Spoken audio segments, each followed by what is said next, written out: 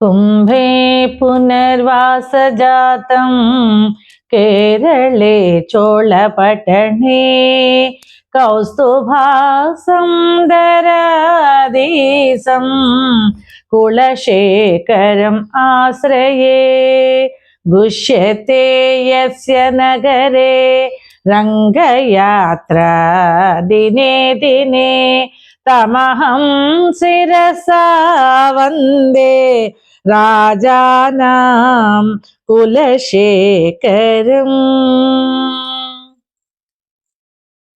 पृथ्वीरेणुरणोपयांसि कणिकाः फल्गुस्फुलिङ्गो नलः तेजो निःश्वसनं मरुत्तनुतरं रन्ध्रं सुसूक्ष्मं नभः क्षुद्रा रुद्रपितामह प्रभृतयः कीटा समस्तासुरः दृष्टे यत्र सतावको विजयते భూమావధూతావదేః.